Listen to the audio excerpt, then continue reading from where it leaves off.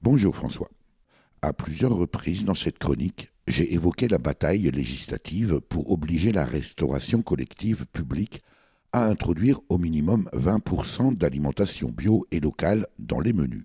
Une disposition prévue par l'article 192 du projet de loi Égalité et citoyenneté, lequel projet de loi a été enfin et définitivement adopté par le Parlement le 22 décembre 2016.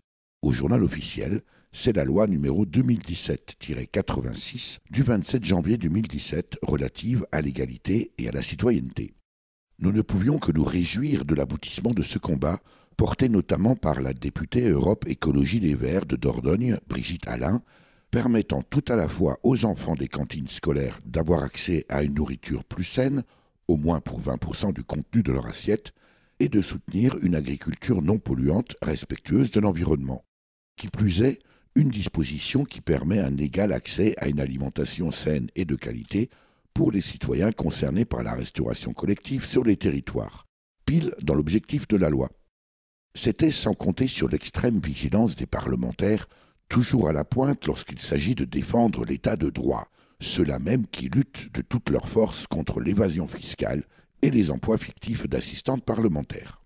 Dans la semaine qui suivit l'adoption définitive du projet de loi, 60 députés les Républicains et 60 sénateurs les Républicains se sont en effet empressés de saisir le Conseil constitutionnel qui, dans sa décision numéro 2016-745-DC du 26 janvier 2017, déclarait non conforme à la Constitution l'article 192 parce qu'il, je cite, n'a pas sa place dans la loi déférée au motif qu'il a été introduit en première lecture selon une procédure contraire à l'article 45 de la Constitution.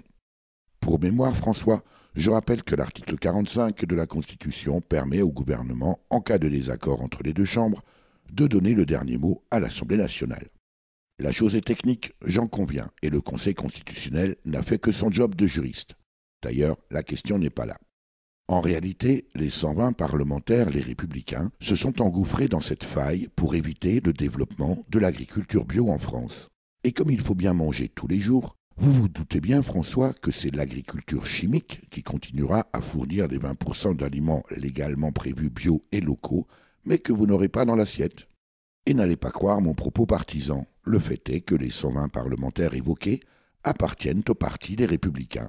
Vous trouverez d'ailleurs leur nom sur Internet en tapant Décision 2016-745-DC dans n'importe quel moteur de recherche. Étonnamment, certains d'entre eux sont aussi d'un conditionnel soutien à l'industrie nucléaire. Si vous doutiez encore naïvement de l'existence des lobbies, en voici un bel exemple. Des pesticides à tous les repas au nom de l'égalité, citoyen François, ça met en appétit, non ?